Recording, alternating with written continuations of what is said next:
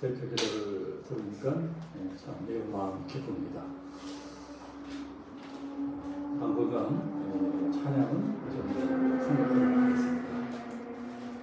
지금 코로나로 세계가 몸살을 앓고 있습니다. 모든 나라가 코로나 때문에 비상이 걸렸습니다. 지난주 북한이 바다에서 표류해들어간 우리나라 민간인 공무원을 총 쏴서 죽이고 불태워버렸습니다. 사실인지 아닌지는 모르지만 코로나를 막으려고 그렇게 했을 것이라고 합니다. 그만큼 코로나를 무서워한다는 것입니다. 참 코로나보다도 북한이 더 무섭습니다. 그러나 코로나는 중세 때 유행했던 패스트 같은 전염병보다는 가벼운 전염병입니다. 코로나 걸렸다고 다 죽지 않습니다. 패스트는 걸리면 거의 다 죽었습니다. 코로나는 그것보다는 훨씬 더 가벼운 전염병입니다. 죽는 사람 그리 많지 않아요. 독감 걸려 죽는 사람보다도 좀 더 많은 정도입니다. 워낙 많이 걸리니까 많이 죽는 것처럼 느낄 뿐입니다. 그런데 왜 이렇게 코로나를 무서워할까요? 아직 코로나에 대해서 알려진 것이 별로 없기 때문에 그렇습니다. 과학자들까지 아직 코로나에 대해서 다 밝혀내지 못했습니다. 그래서 백신도 만들고 치료제도 만들지 못했습니다. 잘 모르니까 두려운 것입니다. 모르면 두려워집니다. 사람들이 요한계시록을 무서워합니다. 왜 무서워할까요? 잘 모르니까 무서운 것입니다. 요한계시록을 잘 모르니까 요한계시록은 막 재앙이 쏟아져 내리고 온 세상이 심판받고 지구가 끝장나버리는 책이다. 무시무시한 종말의 책이다. 그것만 알고 있습니다. 실제로 요한계시록은 그런 책입니다. 심판하는 책이에요. 지난주에도 배웠지만 6장부터 7년 대환란이 시작이 됩니다. 예수님이 두루마리인을 하나씩 떼시니까 하늘에서 땅에서 무시무시한 재앙이 쏟아져 내립니다. 적그리스도가 나타나고 전쟁이 일어나고 기근이 일어나고 전염병이 창궐하고 천재지변이 일어납니다. 그야말로 온 세계가 초토화되는 것입니다. 이게 우리가 지난주에 배운 내용입니다. 그래도 아직 예수님이 인을 다 떼신 것이 아닙니다. 7개 인 중에 6개만 떼셨어요. 아직 1개가 더 남았습니다. 7개 인 중에 마지막 인을 하나 쫙 떼면 그 다음에는 7 나팔이 나옵니다. 7 나팔을 다 불면 그 다음에 7 대접이 나옵니다. 7 대접을 하나하나 쏟을 적마다 또 재앙이 쏟아내립니다. 7 나팔, 7 대접을 다 불고 다 쏟아야 그때 다 끝나는 것입니다. 오늘 우리가 읽은 7장 말씀은 지난주 배운 6째 인을 떼고 난 그 다음에 마지막 7째 인을 떼기 전에 일어나는 사건입니다. 자, 6장 12절 보세요. 6장 12절을 보시면 예수님이 두루마리의 6번째 인을 떼십니다. 그런데 7번째 인은 어디서 떼시나요? 자, 8절을 보시면 자, 8장 1절에서 떼십니다. 우리가 다음 주 배울 8장 1절에 보면은 7째 인을 떼실 때, 자, 7째 인을 떼시는 게 나와요. 그러니까 6장과 8장 사이에 나오는 말씀이 오늘 성경입니다. 그러면 오늘 읽은 성경이 어떤 말씀입니까? 천국에 대한 말씀입니다. 천국에 대해서 살짝 기록해 놓았습니다. 6장에서 한창 무시무시한 심판이 쏟아내리다가 잠깐 늘 심판만 보지 말고 이것도 좀 봐라 하고 하나님께서 천국도 살짝 보여주십니다. 왜 천국을 보여줄까요?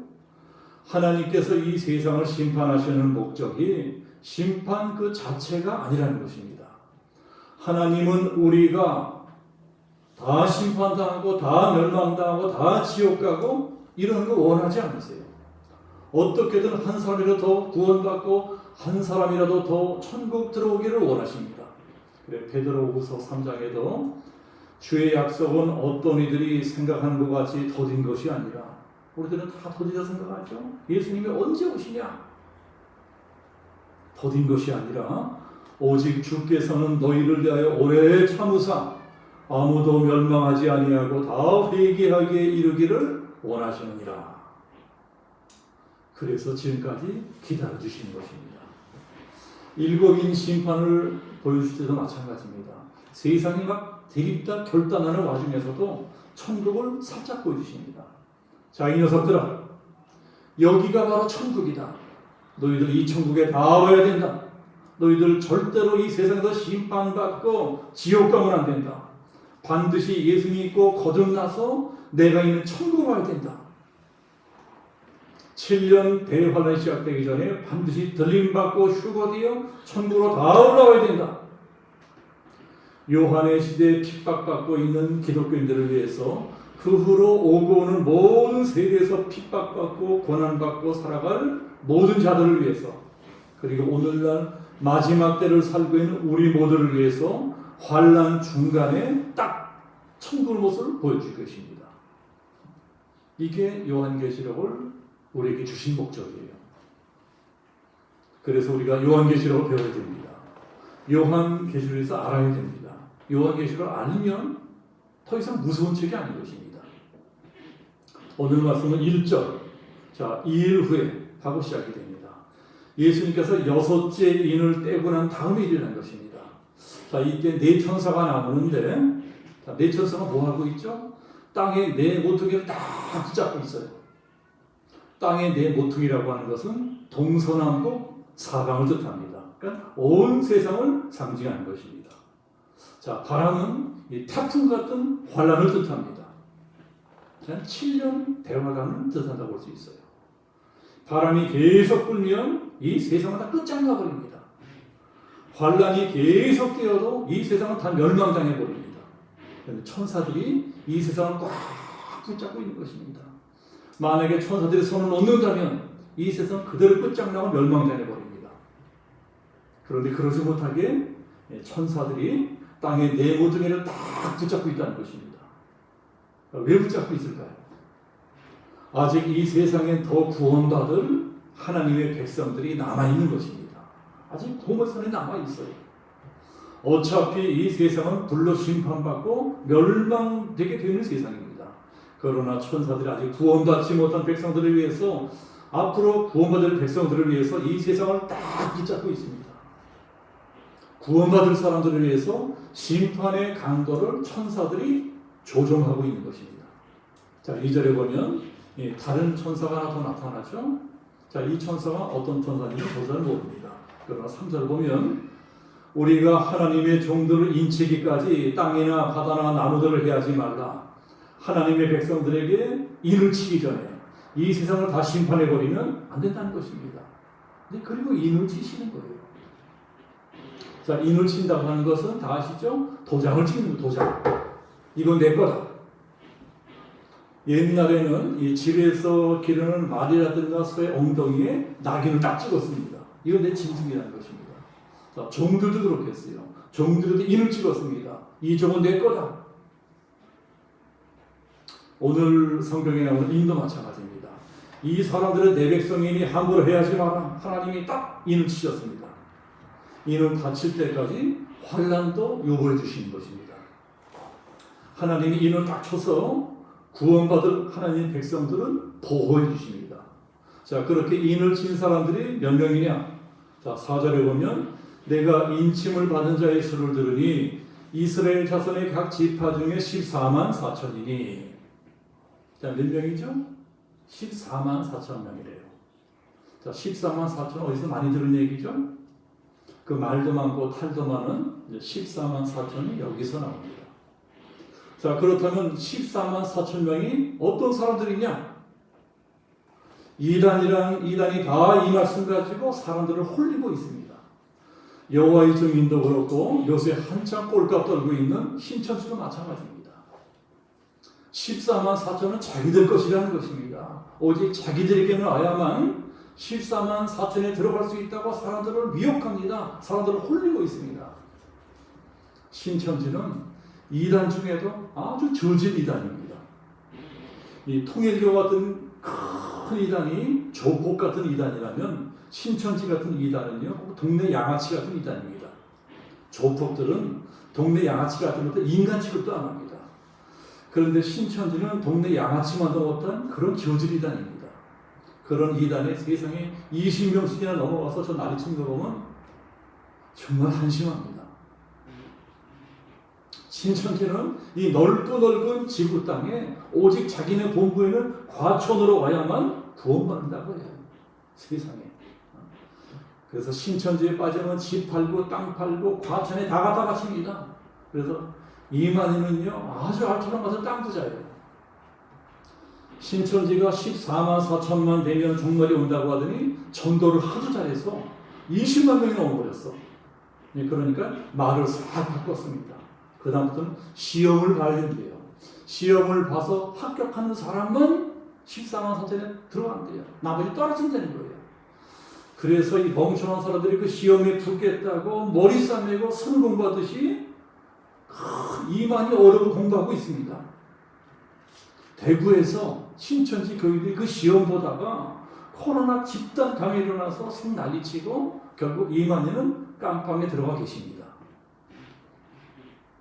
오늘 성경에 보면 14만 4천에서 쭉 나옵니다. 자, 5절부터 유다 지파 1만 2천, 르벤 지파 1만 2천, 갓 지파 1만 2천, 그렇게 해서 8장까지 1만 2천 명씩 이스라엘 종 12지파가 나와요. 자, 1만 2천 곱하기 12하면 그게 14만 4천입니다. 그래서 이 말씀을 문자 그대로 해석해서 이건 유대인들을 뜻한다. 유대인들이다. 14만 4천 명은 마지막 때 유대 혈통을 타고난 이스라엘 민족 중 14만 4천 명만 구원한다는 뜻이다. 자, 이렇게 해석하는 분들도 계십니다. 자, 그것은 성경적으로는 좀 말이 안 되는 소리입니다. 사도 바울도 예수님이 오신 다음부터는 유대인 혈통 따지고 하는 것 아무 의미 없는 일이다. 이렇게 가르치셨어요. 혈통적 유대인이 유대인이 아니고 십자가 보혈로 죄사함받고 그 영이 거듭난 사람들이 진짜 유대인이고 참 이스라엘이다. 이렇게 로마서에도 가르쳐 주셨습니다. 실제로 요한계시록이 기록된 당시만 해도 유대인들이 혈통을 따지고 하는 것 아무 의미 없는 일이 되어버렸습니다. 그때 이미 이스라엘이라는 나라는 로마 제국에서 완전히 멸망당해 버렸습니다. 예루살렘 성 다 불타버렸어요. 예수님이 예언한 것처럼 돌 위에 돌 하나 남자고 다 무너져 버렸습니다. 그날 하루에만 100만 명이 학살됩니다. 그 나머지 사람들은 다 전 세계 방방곡곡으로 흩어졌습니다. 디아스포라가 되었습니다. 이 나라 저 나라 떠돌아다니다가 아무 데서나 정착해서 살았습니다. 그러다가 그 나라 남자, 그 나라 여자 만나서 결혼도 하고 애도 낳고 그렇게 살았어요. 자, 그렇게 살다 보니 어쩔 수 없이 피가 섞이게 됩니다.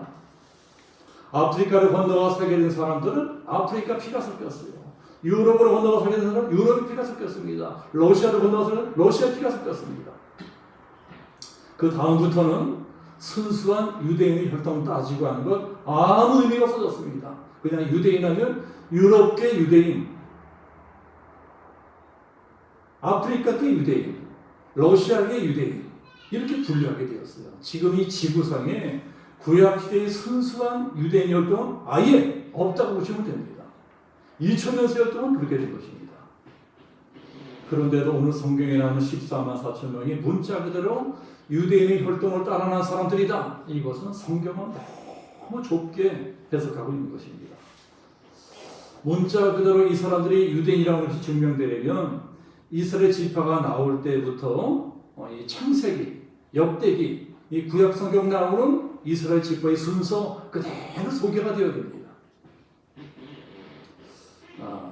그런데 오늘 말씀은 순서가 뒤죽박죽입니다. 구약 성경에서 이스라엘 지파를 소개할 적에는 항상 장자 지파인 르벤 지파부터 소개했습니다. 그런데 오늘 성경 보세요. 유다 지파부터 소개하고 있어요. 유다 지파가 예수님을 낳았기 때문에. 그 다음부터 나오는 순서도 뒤죽박죽입니다. 또 12지파 중에서 단 지파는 아예 빠져버리고 나오지도 않아요. 그러니까 이 사람들이 혈통적 유대인이다. 이것은 성경적으로 맞지가 않는 것입니다. 그렇다면 이 사람들은 누구를 뜻하는 것이냐? 여기 나오는 14만 4천을 알기 위해서는 우리들이 히브리 문화를 좀 이해를 해야 됩니다. 히브리 문화에서 숫자는 아주 고도의 상징적 의미를 부여하고 있습니다. 히브리 문화에서 3이라는 숫자는 하늘의 숫자입니다. 4라고 숫자는 땅의 숫자입니다. 그래서 3 곱하기 4는 12. 12이라는 숫자는 완전수입니다. 완전수. 그래서 하나님께서 구약시대 때 12지파를 택하셨습니다. 신약시대에도 12사도를 택하셨어요.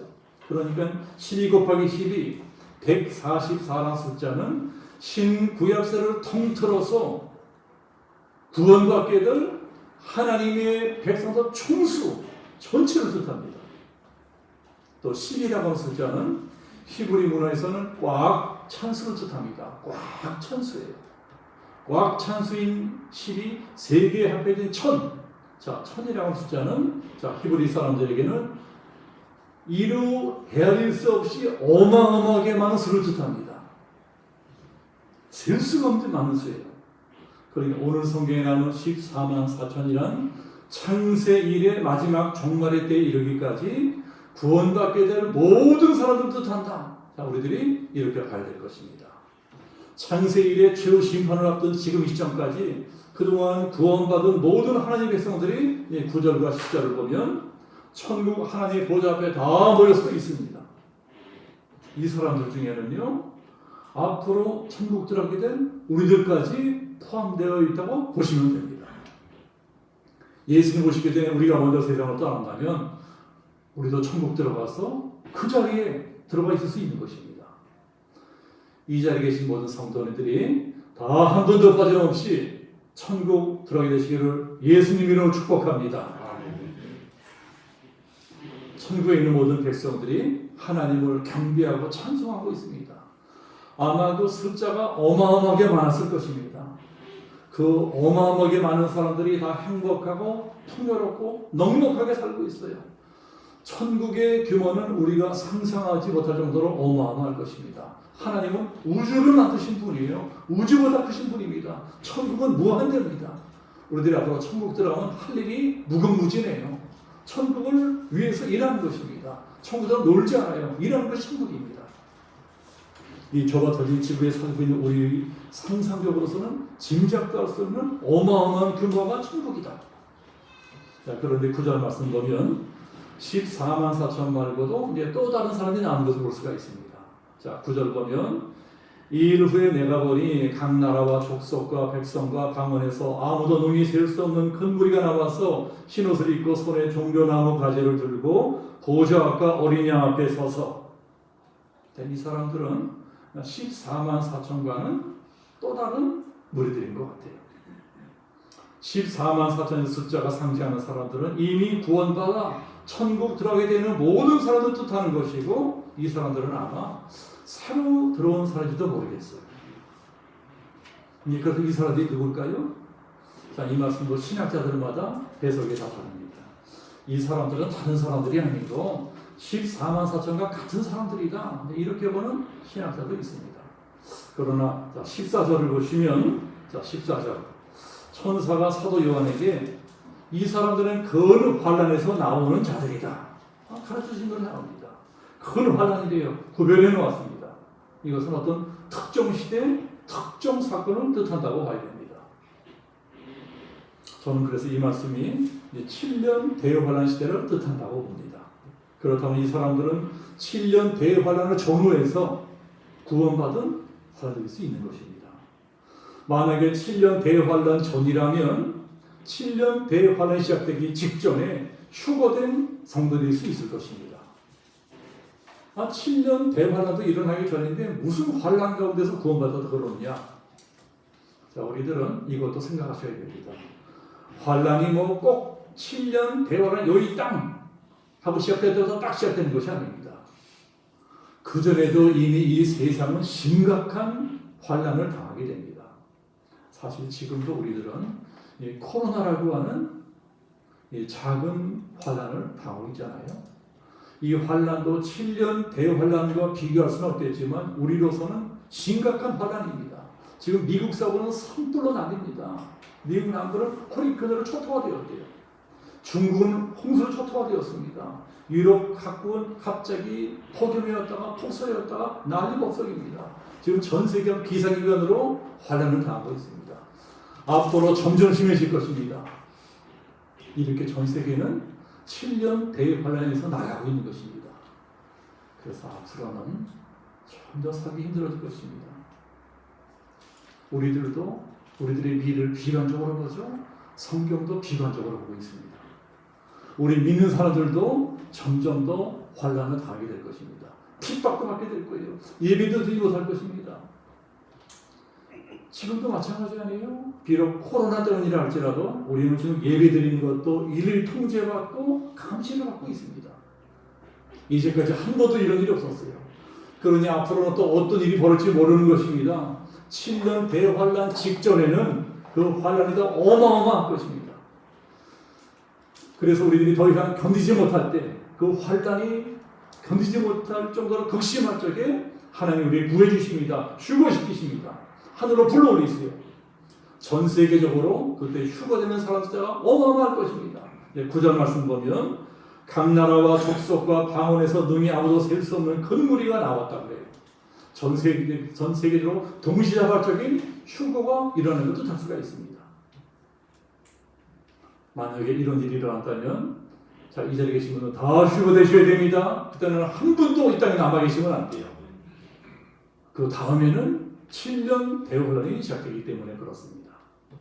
휴거되지 못하고 남겨진 사람들은 적그리스도가 통치하는 이 세상에서 어마어마한 환란을 겪어야 됩니다. 지금 북한의 지하교회 교인들보다 100배, 1000배, 10,000배 더 무시무시한 끔찍한 핍박을 받아야 됩니다. 그런데 그때도 구원받는 사람들이 생겨날 수 있다는 것입니다. 하나님이 그때도 구원받을 사람은 구원하세요. 그때는 오직 순교를 통해서만 구원받을 수 있습니다. 아마 7년 환란기에 무수한 선교자들이 생겨날 것입니다. 그러니까 구절에 나오는 흰옷 입고 종교 가지를 들고 서 있는 사람들은 7년 대환란 기간을 전후해서 휴거되고 구원받은 모든 성도들을 뜻한다고 볼 수 있습니다. 당연히 모든 사람들도 14만 4천이라는 상징적인 숫자에 포함되는 사람들입니다. 중요한 것은 환란 전이든 환란 후든 하나님께서 구원하실 사람들은 어떻게 해서든 구원하신다는 것입니다. 저번에 제가 베드로서 말씀드렸죠. 하나님의 뜻은 어떻게 해서라도 하나라도 구원하는 것입니다. 비록 휴거될 때 휴거되지 못했다 할지라도 구원받으나 조금만 믿음이 생겨나도 어떻게든 구원해 주려 하세요. 그런데 이렇게 구원받은 사람들이 어떤 사람들이냐? 14절 끝에 보시면 어린 양의 피에 그 옷을 씻어 희게 하였느니라. 자, 이 말씀이 아주 중요합니다.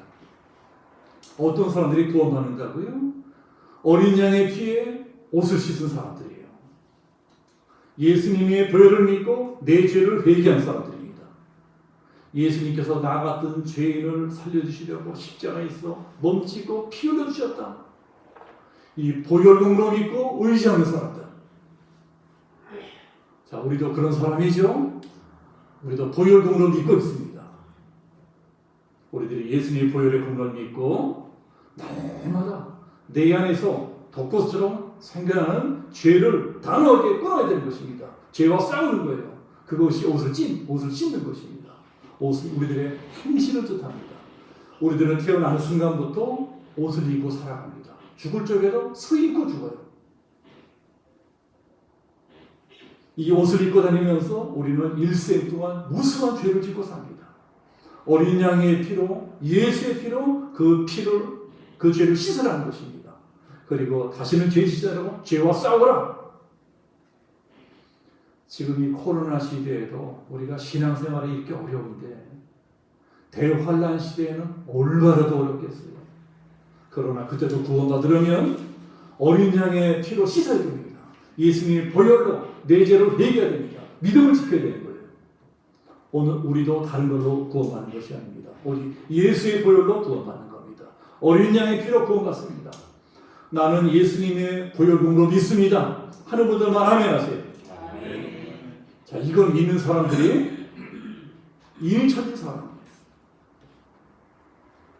종말의 때까지, 창세부터 종말의 때까지 하나님의 인을 받은 사람들이 어떤 사람들이냐? 14만 4천이고 흰옷 입은 사람이 어떤 사람들이냐? 다 하나님의 인을 맞은 사람들입니다. 너는 내 것이다. 하나님이 도장을 꽝 찍어 놓으셨습니다. 이 사람은 내 삶이 건들지 말아라. 인 맞은 사람은 특별히 보호하십니다. 입맞은 모든 사람들이 어린 양 예수의 피로 옷을 씻은 사람들입니다. 어린 양 예수의 보혈로 옷을 씻고 그 보혈을 통해서만 우리들은 천국에 들어갈 수가 있는 것입니다. 이스라엘인들에게 출애굽할 적에 하나님이 애굽 땅에 10가지 재앙을 내리십니다. 무시무시한 재앙이 쏟아내립니다. 또 요한계시록 때 쏟아지는 재앙 같아요. 마지막 재앙은 다 죽는 재앙입니다. 애굽 집안에 살고 있는 잔잔한 자가 싹 다 죽어버립니다. 그런데 하나님께서 이스라엘 민족들에게 너희들 온 지방의 문설주에 피를 발하라. 어린 양의 피를 발하라. 죽음의 천사가 왔다가 그 피를 보면 점프해서 지나갈 것이다. 유월에 지나갈 것이다. 그래서 유월절이 생겨났습니다. 어린 양의 피가 있으면 해를 당하지 않아요. 중요한 것은 어린 양의 피가 있는 집에 애국 사람이 들어 어떻게 될까요? 그 사람도 살아나요. 만약에 애국 사람들이 정보를 듣고 자기 집 문설주에다가 문인방에다가 피를 바르면 어떻게 될까요? 그래도 살아나요. 예수의 피멍이 들면 다 살아나는 것입니다. 오늘날도 예수의 피멍이 들면 다 살아납니다. 다 구원받아요. 15절부터 보면 어린 양의 피로 구원받은 사람들이 천국에 들어가 있는 모습이 나옵니다. 여러분, 천국이 얼마나 좋은 곳일까요? 낙원이라는 곳이 어떤 곳일까요? 우리 사는 이 세상에 낙원이라는 없어요. 다 힘들고 괴롭게 살아갑니다. 그래서 우리들은 천국이 얼마나 좋은 곳인지, 낙원이 어떤 곳인지 이 세상에서 상상할 수가 없습니다. 그러나 오늘 성경을 자세히 보면 천국이 어떤 곳인지 조금은 알 수가 있습니다. 자, 여러분, 천국이 어떤 곳일까요? 자, 15절 보면 천국은 하나님의 보좌가 있는 곳입니다. 선하시고 자비하시고 그 사랑과 긍휼이 무한하신 하나님께서 직접 다스리신 곳이에요. 이 세상은 나쁜 왕이 다스립니다. 이 세상은 나쁜 대통령이 다스립니다. 그러나 천국은 완전한 성 자체이신 하나님이 다스리는 곳이에요. 그 좋으신 하나님은 내 눈을 직접 보면서 예배드리는 곳입니다. 하나님이 내 예배를 직접 받아주시는 곳이에요. 그리고 천국은 철저하게 완벽히 우리를 보호해 주시는 곳입니다. 그들 위에 장막을 치시리니 장막은 보호를 뜻해요. 하나님 나라는 하나님 나라의 백성들을 완벽히 보호해 주시는 곳입니다. 이 세상 나라는 불완전합니다. 그래서 자기 국민들도 완벽히 보호해 주지 못합니다. 연평도 해상에서 대한민국 국민이 북한군에 총 맞았고 불태워 버렸습니다. 대한민국이 대한민국 국민을 완벽히 지켜주지 못합니다. 그러나 하나님 나라는 하나님 나라의 백성들을 완벽히 지켜주십니다. 완벽하게 보호받으면서 영원히 행복하게 살아갑니다. 자, 16절 보면 천국은 줄이지도 아니하며 목마르지도 아니하고. 천국이 어떤 것이냐? 천국은 경제적으로 어려운 것이 전혀 없는 것입니다. 뭐 먹고 살까? 뭐 입고 살까? 어디 살까? 전혀 걱정할 필요가 없어요. 완벽하게 다 준비되어 있습니다. 또 아무 뜨거운 기운에 상하지 아니하며. 사고를 뜻해요. 사고가 날까? 나쁜 일이 생길까? 전혀 걱정할 필요가 없는 것입니다. 지금 이 세상은 너무나 불안하지 않습니까? 언제 뭔 사고가 터질지 몰라요. 집에 불이 날지도 모르고 우리 아이들이 길 가다가 차에 칠지도 모릅니다. 늘 마음이 불안합니다. 그러나 천국은 모든 시스템이 완벽히 돌아가는 것입니다. 절대로 그런 일이 일어나지 않아요. 그리고 17절 보면 어린 양 예수님이 목자가 되셔서 친히 생명수샘으로 인도하신 곳입니다. 자, 우리들은 다 행복하게 살기를 원합니다. 저도 행복하게 살기를 원하고요. 우리 성도님들도 행복하게 사시기를 원하십니다. 그러나 어떻게 살아야, 어떤 길로 가야, 뭘 해야 행복하게 살 수 있는지는 나도 모르고 여러분도 몰라요. 가르치는 사람도 없습니다. 이 세상에서 나를 완전하게 인도할 수 있는 분은 아무도 없습니다. 그러나 천국은 그렇지 않다는 것입니다. 천국 예수님께서 친히 인도해 주세요. 내가 어떻게 해야, 무엇을 해야 가장 행복하고 재미있고 보람있게 신나게 살 수 있는지 예수님은 다 알고 계세요. 여러분, 천국은 놀고 먹는 데가 아닙니다. 천국도 일하는 곳이에요. 천국도 직장이 있습니다. 내가 하는 일이 있어요. 근데 내일이 이 세상처럼 죽지 못해 목구멍이 포동쳐서 억지로 하는 것이 아니라 기쁘고 즐거워서 내 차이로 내 재능 내 생활을 총동원하면서 너무너무 행복하게 영원히 그 일을 하며 즐기며 누리며 살 수 있는 그곳이 천국 사회입니다. 이 사회가 똑같아요. 조직 것이 똑같습니다. 그러나 행복과 기쁨과 즐거움만 있다는 것입니다.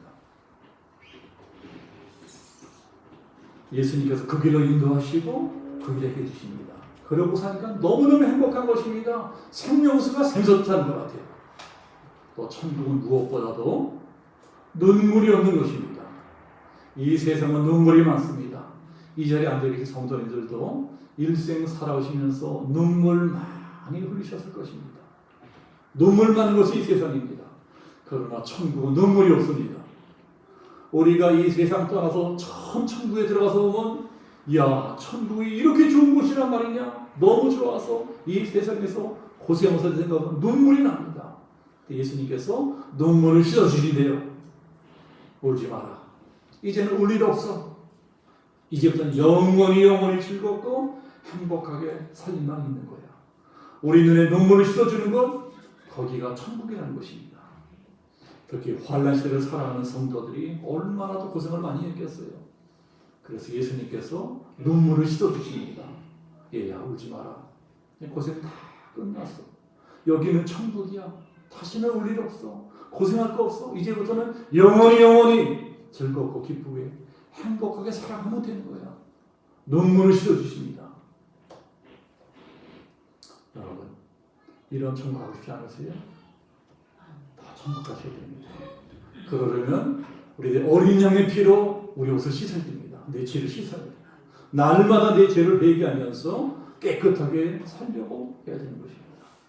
그렇게 예수님과 동행하며 하루하루 살아가다 보면 어느 날 진짜 내가 천국 들어가 있는 것입니다.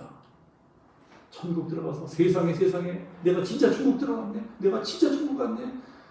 여기가 진짜 천국이냐? 세상에 나 같은 것이 어떻게 여기 올 수 있었단 말이냐? 너무너무 감사해. 눈물이 나요. 근데 예수님께서 아가, 울지 마라. 너 정말 천국 온 거야. 진짜 천국이야. 내 피로 네 죄 용서받았기 때문에 여기 온 거야. 너 잘 왔다. 아주 잘 왔어.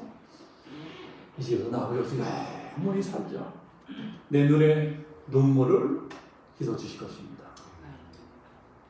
이 자리에 계신 우리 양경 성경 성도님들이 한 번도 빠짐없이 눈물 없는 것 영생하는 천국 들어가게 되시기를 예수님의 이름으로 축복합니다.